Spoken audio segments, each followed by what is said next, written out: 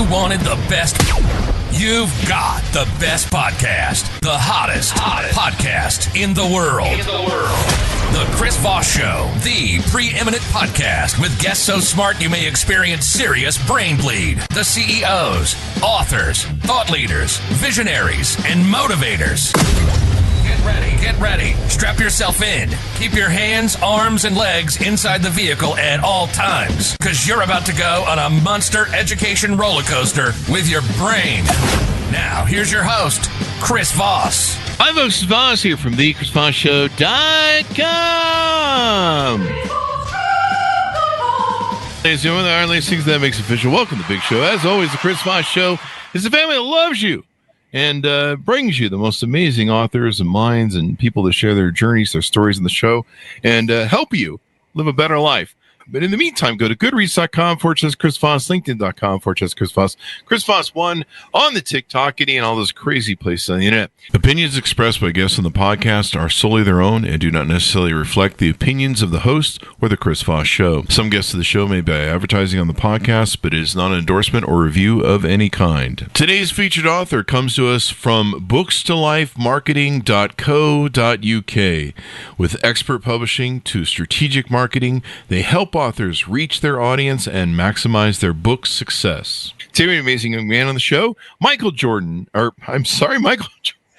basketball star. No, I'm just kidding. His good friend Michael Gordon joins us on the show. He is the author of the latest book to come out January 10th, 2025, called The Book of David. We're going to get into it with him. He's a prolific author who's written a lot of books. Dr. Michael Gordon is a distinguished clinical psychologist based in Syracuse, New York. He's dedicated a career to advancing the diagnosis and treatment of psychological conditions, particularly ADHD. That's my favorite one. I love ADHD and OCD.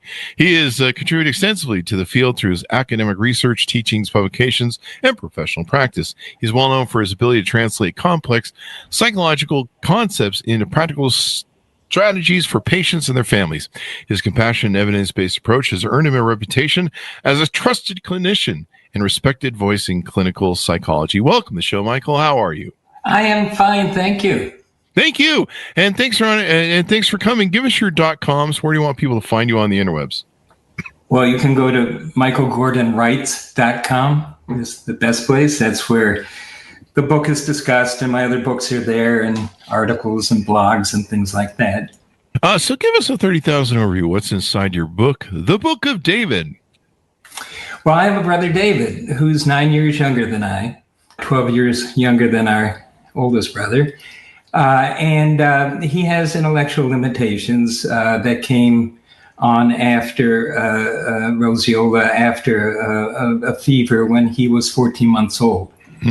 And David has been David since that time, which is both somebody who has limitations in some significant ways, but also much to value beyond that. Yeah. And this book is really about caregiving for somebody like a David. And the focus of it is really to point out that certainly there are burdens and challenges and problems to be solved and pain to experience and anxiety to undergo. But there's also another side to it, that there's meaning and value in his life and things he contributes to my life and everybody else's. And that the typical treatment of disability is just to talk about all the downsides of it.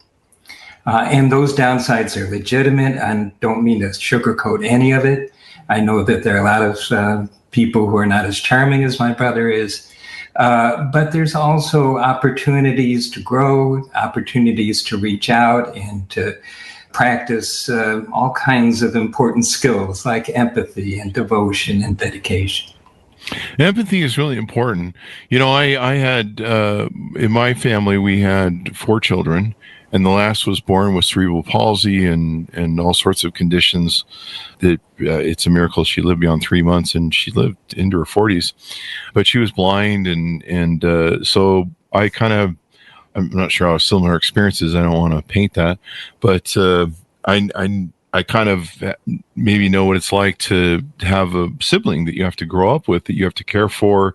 You know, they tend to take a lot of attention from the parents, and need a lot of attention for their stuff, because you're self-sufficient as usually a human being, or is someone of a certain age as a child to a certain degree. But this person needs extra help, and we need empathy for them. We need to care for them, and yeah, it's a big deal. And being a caretaker is kind of a challenge too. Do you talk about that in the book? Well, that's what the book is about. Okay. It's about how to go about thinking about being a caregiver. I really wanted to avoid turning this into a self-help book.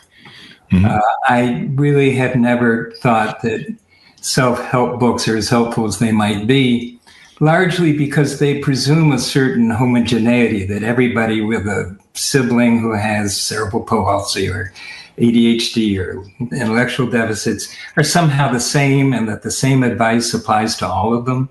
Mm-hmm. And it just isn't that way. Families are different.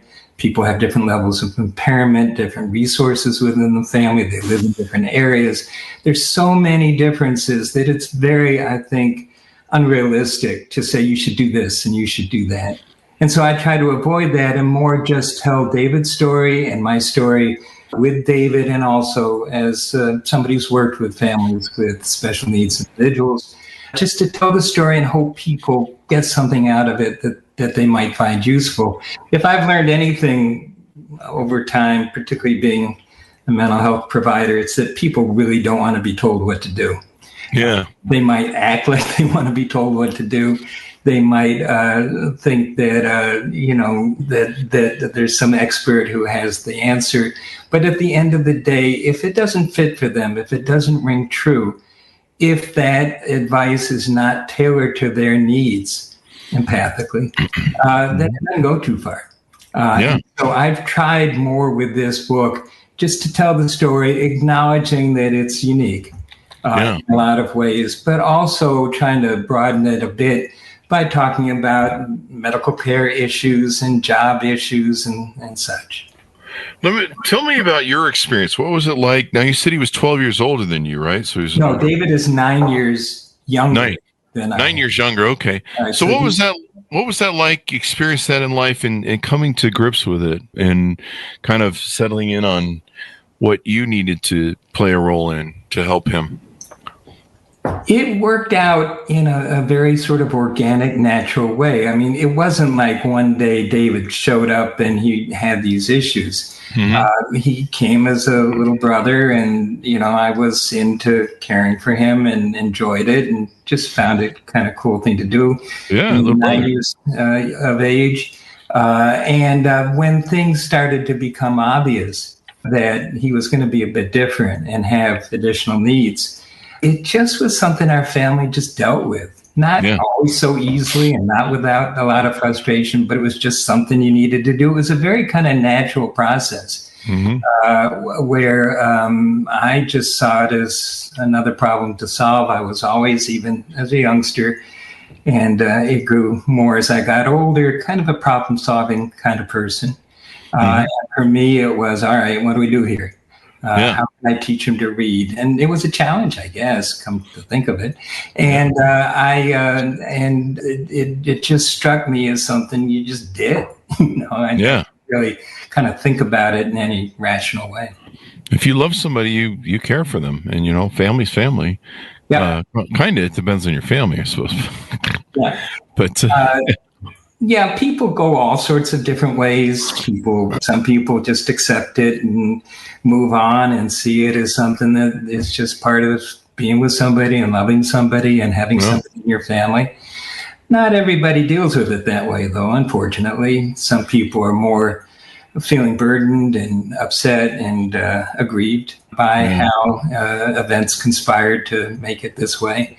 A lot of people are really looking for ways to get out of that responsibility or not deal with it in a way that's productive. And so while I think for many people, they do what they need to do, some people need a little bit of encouragement. And some of that is just helping them not to be afraid of the circumstance, to understand it, to let it be known that you just don't fix these things, because that's how people mainly go into these kinds of problems. How do we fix it? Do you find there's a lot of, you mentioned earlier I think you said the word fear, or there's a anxiety maybe of how to fix these things. Do you find that's a popular issue? Well, I'm anxious all the time about it, David.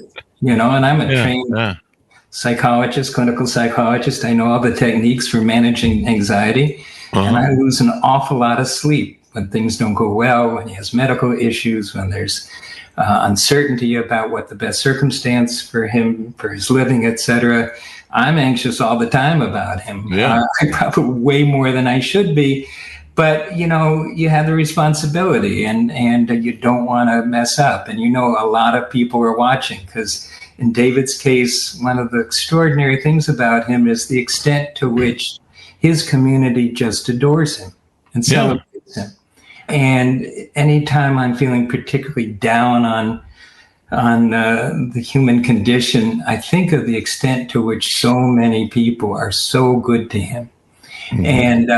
And that makes me less anxious, but it also makes me, whenever I go down there, people are always checking out to say, are you giving David enough money? Is his place really what it should be?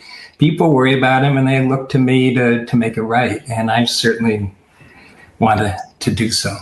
I remember when I had my dog that had cancer and we were hospice carrying her and I remember she started really collapsing on her back legs. And I thought, and she had anal sac cancer. So the cancer was on that back part. And so my initial thing was, okay, the cancer spread to her legs. It's time to call it. And I scheduled to put her down. And I went in and, she was still running towards me. She was still running for treats. She was still eating like a pig. And those are signs the dog, isn't done yet. And I remember going to the doctor's. And I signed the papers. I paid the money to put her down. And I brought her into the doctor's office. The doctor said, you mind if we look at her? I know that you want to put her down and you're concerned that this cancer spread to her legs, but you mind if we look at her? Because we think she might not be ready to go yet. I'm like, by all means. Mm-hmm. And they went and looked at her and determined that she was having acute arthritis, and it really was a cancer in the legs. It hadn't spread that far, I guess. And so they came back in the office, and I remember it was really uncanny, the discussion. It will always kind of haunt me, the discussion that the vet had with me. And he said, hey, so we checked her out. She just has really bad arthritis because she's so old. It's not the cancer. The cancer is still pretty manageable. You probably still have some runway. But he said to me, he goes, so she's not really ready to be put down if you don't want to. But he goes, I'll understand if you can't handle this, if you can't do this, or something to that effect. If you're not up to, go on the runway of continuing hospice care with her. But he said, we can give her some medicine. I think that will fix her and you can have some more time. But it was kind of interesting. I said that to me, are you up for this? I'll understand if you're not ready for this. And I thought, well, this is my dog. Like, oh my God, yeah, sure. I'm up for it. But then it also occurred to me that some people maybe not. I've talked to people and given them counseling on their dogs and their health and how we extended Abby's life with cancer. And I have people who say, I can't deal with that, Chris. I can't do it. It's maybe too emotionally hard for them or too logically. So yeah, it's interesting, that attitude. And of course, it's great that your book helps give people a vision of what the map looks like in the care of someone and the empathy of taking care of someone. Well, there's certain principles, that are very simplistic. I always worry when I write these things that they're so obvious, it's not worth putting on paper. But I've come to learn that that's not always the case, that Voltaire was right, that common sense is not always that common. And there's certain principles, one of which is safety first. Mm. So many of my friends, for example, are so afraid to tell their elderly parents or maybe parents with dementia that they need to move out of their home into a facility. Mm-hmm. And they say, oh, we can't, they'll be upset. But, what's more important, that they'll be upset or that they're safe? Yeah. I think a lot of times when you frame for people, when I used the word fearful before, I mean, they're just kind of confused and uncertain. If you say, well, one principle is safety first, even if it brings upset, even if it costs some money, even if you have to go against, I don't know, a regulator of some kind or an administrator, safety first. Because maybe somebody's going to get upset with you. Maybe David would be upset if I decided that he needed a more restricted environment, but I wouldn't do that unless I was really sure he needed it to be safe.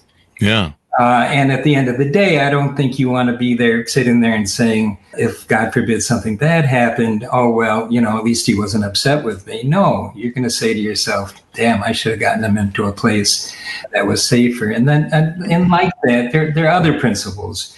For somebody like David, I always think of it as don't expect a blind man to see. So many of the decisions you make are really based on making sure you understand by being empathic and being insightful and being patient enough to kind of evaluate the situation, both in terms of strengths and weaknesses, that you understand what's fair to expect and what's not fair to expect. And too many people go in to fix things and putting people in a situation where they just can't do it. You're asking somebody who can't see to walk in a room full of furniture, and it doesn't work. It causes frustration for everybody, and people are well-meaning in that, but they set themselves up and they set the person up for a great deal of upset and pain. And so I find that if you're always asking yourself, am I asking him or her to do something he really can do? Great.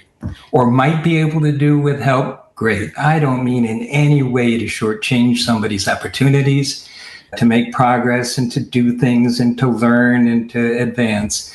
But there's usually a point of diminishing returns. And certainly with somebody with a disability, that point can happen pretty early. I used to have debates with my parents because they were so intent and kind of wreaking out every last ounce of academic achievement and attainment. When it just wasn't working, and it was just causing a lot of frustration for everybody. And so I think principles like that are helpful. They're not always easy to figure out, but they kind of focus your attention. Yeah. And, seeing the big picture, seeing what people need, how they need it, and all that stuff is really important. I have a sister as a MS, and she's in a care center. And she has, the onset of dementia and failing mind, sadly, with all that goes with MS. And it's hard. And you try and keep them safe. I remember this was 25 years ago. Yeah, 25 years ago, we used to have one of those, just an awful, I guess. Well, I don't know if they're awful. I shouldn't say that, but we used to have, a care center down the street from our office of folks who were probably dementia patients and other issues.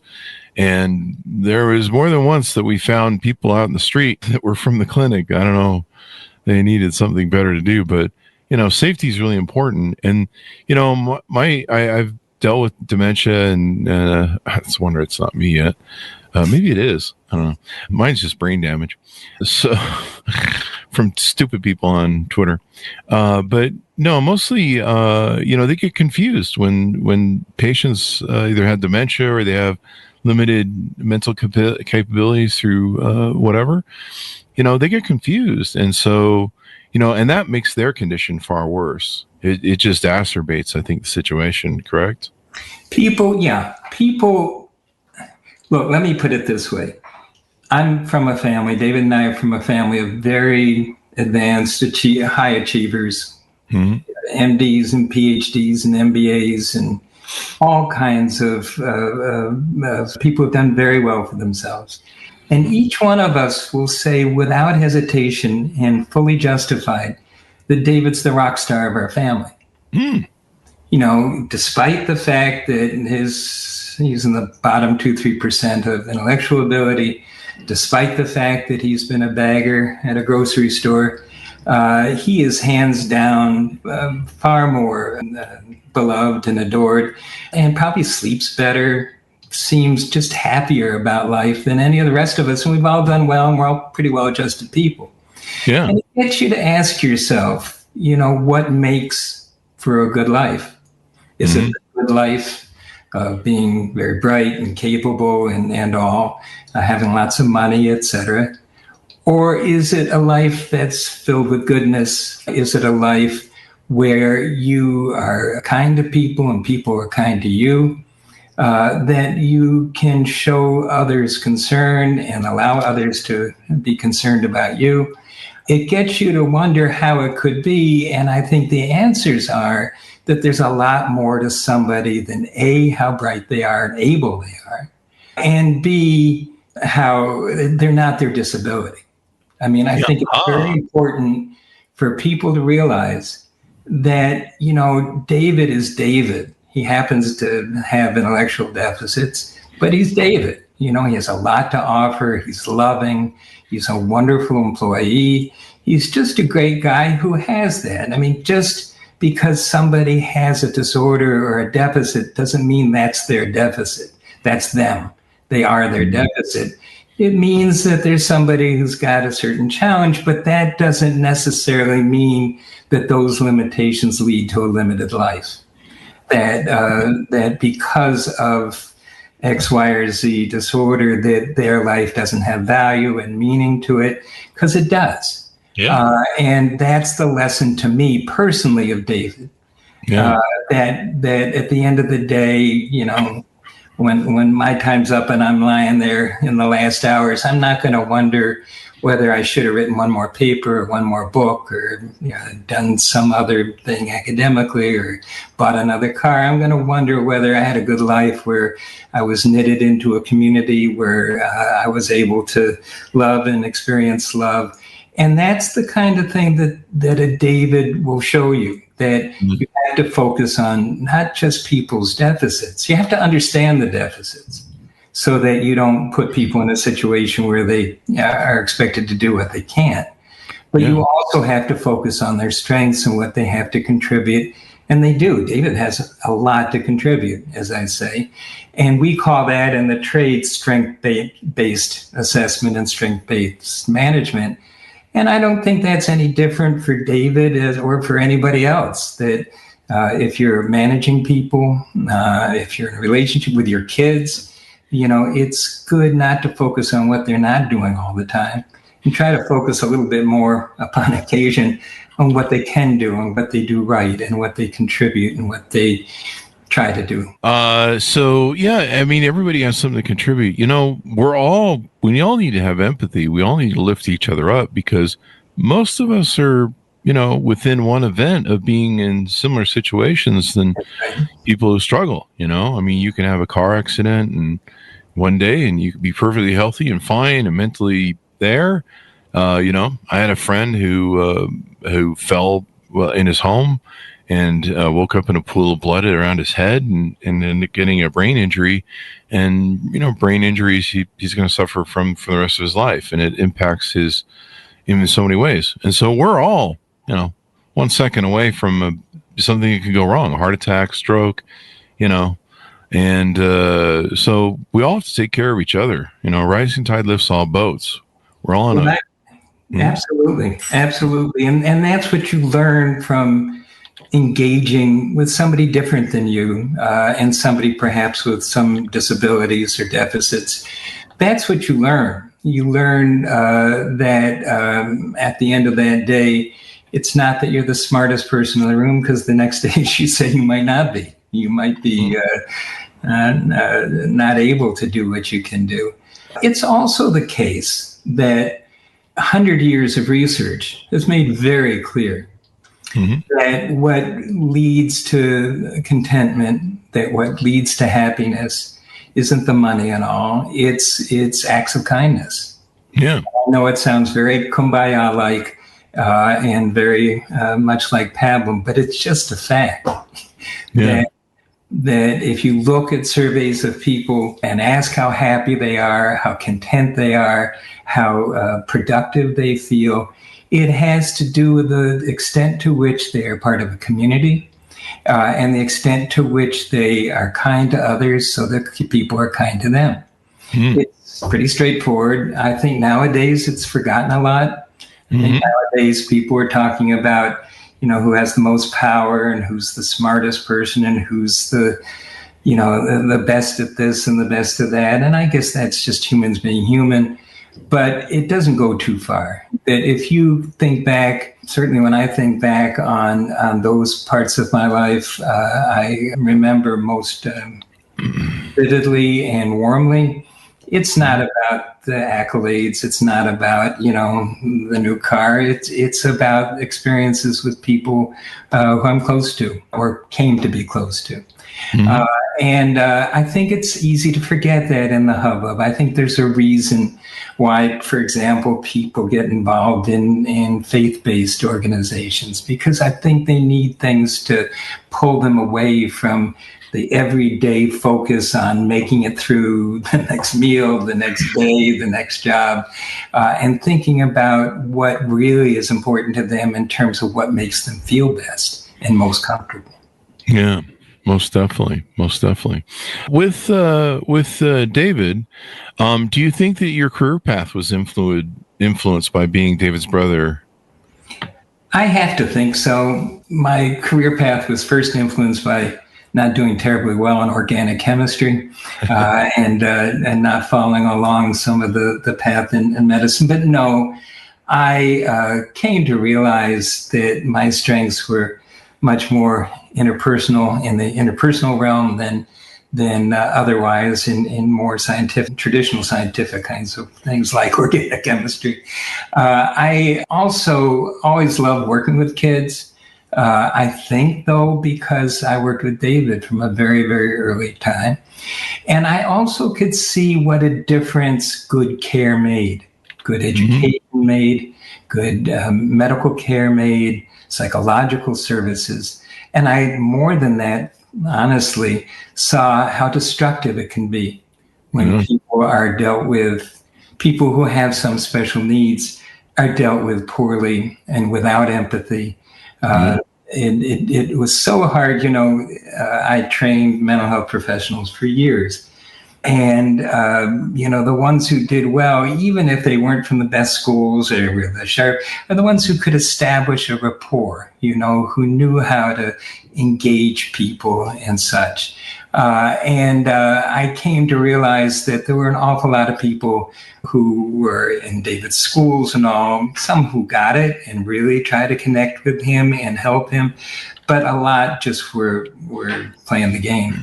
Yeah. And you see the impact that this has on families, on parents when they just feel they have no options, when they're up against bureaucratic barriers that are keeping their kids from getting the services they need.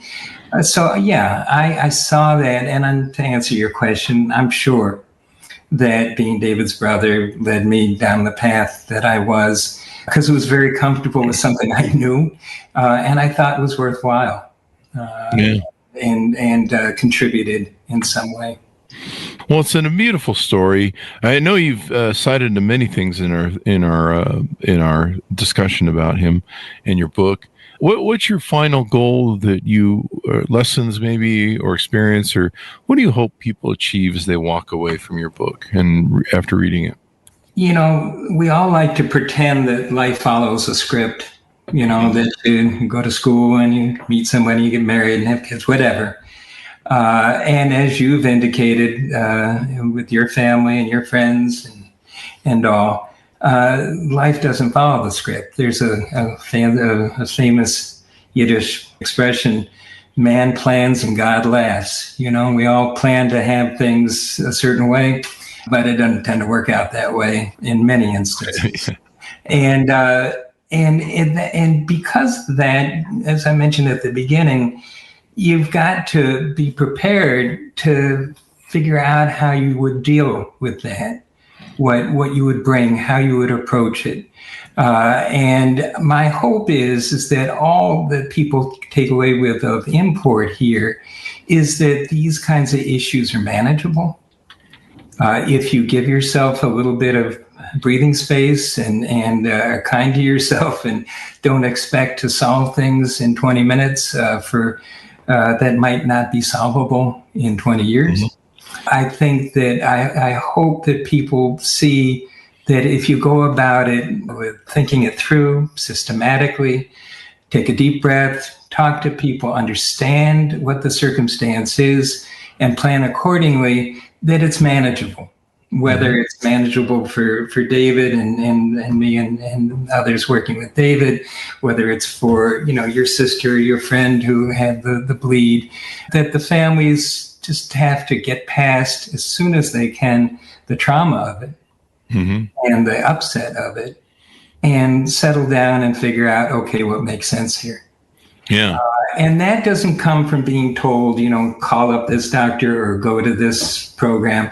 It comes from saying, all right, what are we going to do? How are we going to work this out? If you're within the family, apportioning roles, setting boundaries for those things, keeping communications open, and enlist as many people as possible to help along with that. So I think that as long as people realize that it's a manageable circumstance, and if it's not, at least you can try, and take it from that point. Well, now you in the book you also talk about his community and how it supports him, and I believe religion is a part of that. How important is this community? Tell us about that and some of the religious activities and needs that maybe people have in spirituality and special needs. Well, thanks for asking that, because that's the part that I find especially fascinating around David and his community. David, if you know David, you know that he lives to have something to do, to be busy, and to be around people. Yeah. Those two things. He wants a schedule. If you're not as swift as others, you can't predict as much, you can't anticipate as much. You just want to know what the deal is at any particular moment. What am I doing next? That's David's. What are we doing next? What's next? What's next? It drives you nuts, but it's how he wants to know what's happening. It settles him, it calms him, and he just loves being busy. Yeah. And then he doesn't stay home unless he absolutely has to. He loves to be around people. Now, you think about a circumstance that provides an infrastructure for somebody like David, where there are regular scheduled activities around people within a community. You're talking about religion.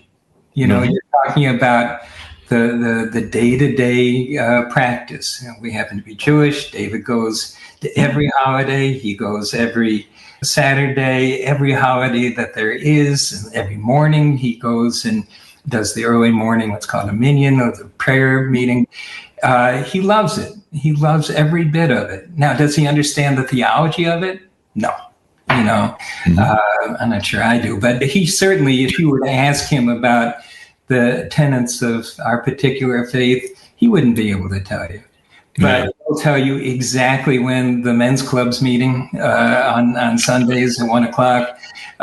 He'll be picked up by people. He'll be brought home by people. And he's just there. He walks in. He leads in some of the service. It gives him a bit of a job. But those religious activities are very calming to him, and they give his life a structure. What I find interesting is the more I thought about it, I got to wonder whether that's not what it does for a lot of us, whether or not we have IQs that are below typical, that leaving aside all the theological aspects of it and principles of it, that it does provide a certain blueprint for how you live your life day to day. And sets up some principles about what's so important. But for David, it's about having a life where you have some predictability to what's going on. You're reading the same prayers, you're hearing the same melodies, you're around people who adore you and who love you and who care about you. And so religion for David is just extraordinarily important. He's belonged to as many as 4 different synagogues. Oh, really? I've played all kinds of dues for that. He's also been known to go to the Baptist church for their chicken barbecue, but he finds that pointing direction for him in terms of day-to-day life. As I say, I don't know how it is for others, but I have to imagine that it's a stress reducer for a lot of people. Yeah. Community is really important in our human abilities and thriving. What's that now? Community is really important in our human thriving. Yeah, and you look at the data on children who adjust well or don't adjust well. One of the number one predictors of a protective factor for somebody adjusting is whether they've lived in a community for more than a few years. In other words, that they feel a part of a community. Interestingly enough, and to me, one of the most remarkable research findings that's been validated and verified several times is along those same lines. Mm-hmm. That they're known as the Maui studies. They looked at children who had been through particularly horrendous circumstances, and they tried to identify what predicted who came out from it with resilience and came out with it okay and who didn't.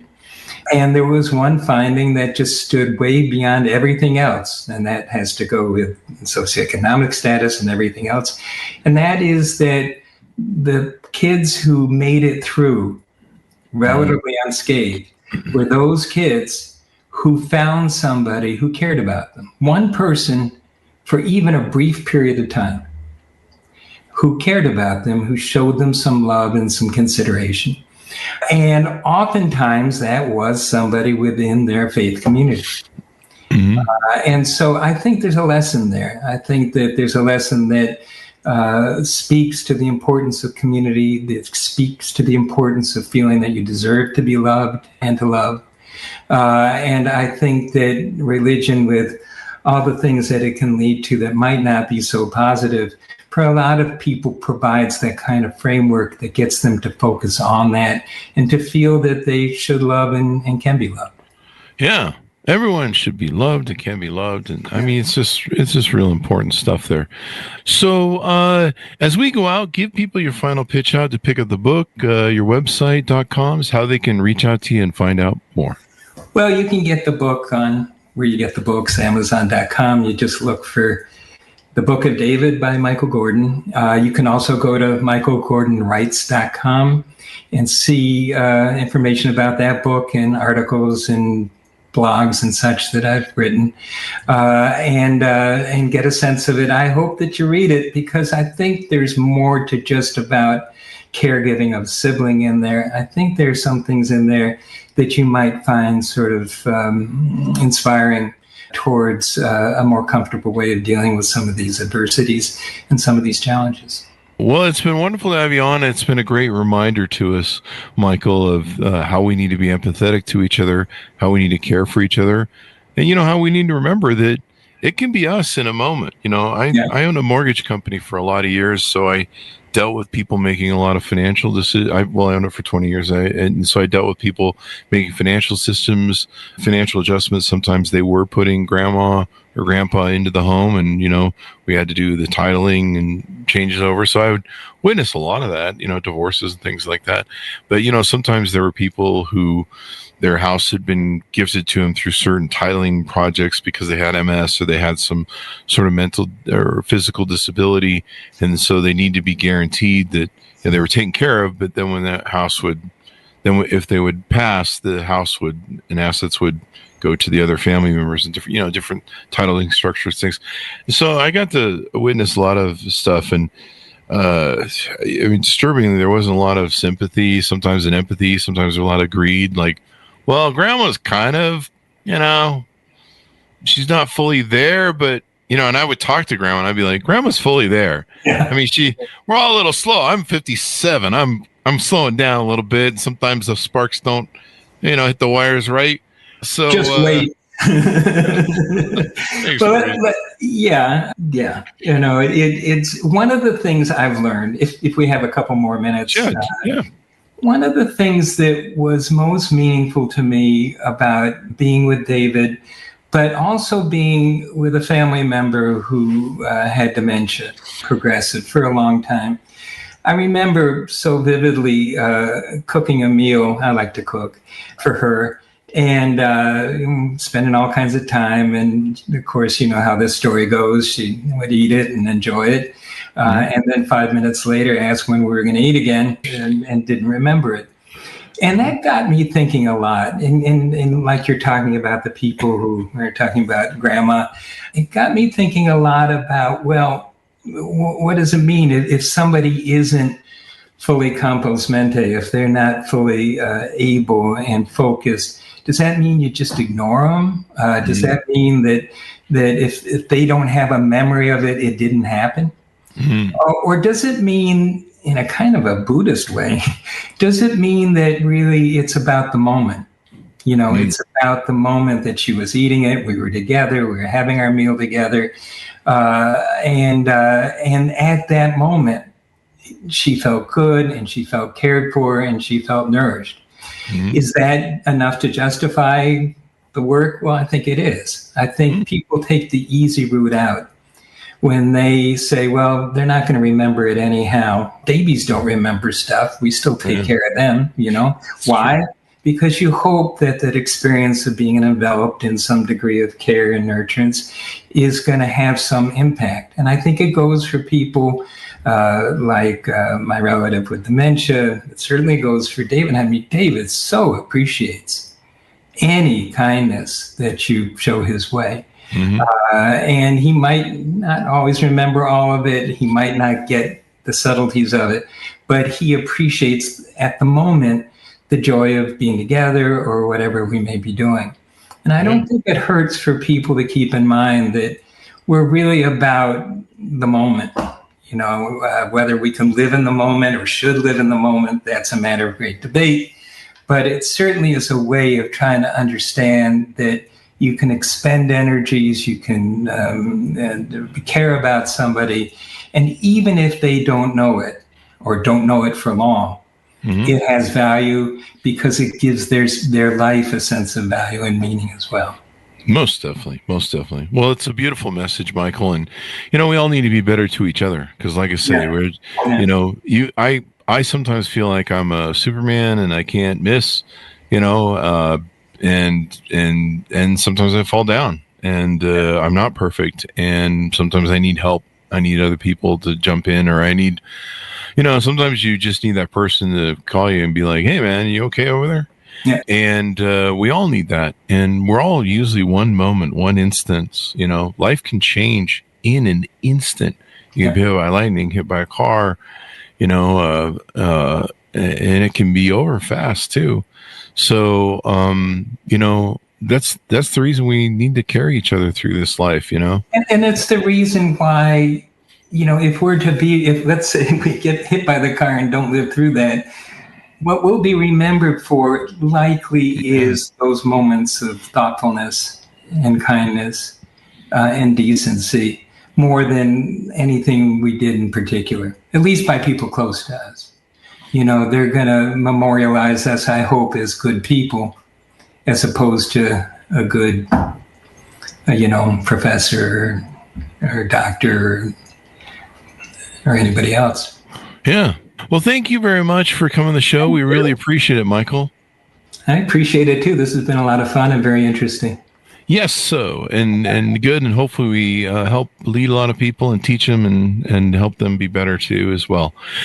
So order the book, folks, wherever fine books are sold. It is entitled The Book of David, out January 10th, 2025 by Michael Gordon.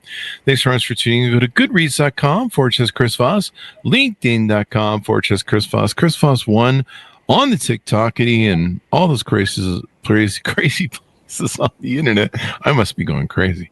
Anyway, guys, thanks for tuning in. Be good to each other. Stay safe. We'll see you guys next time.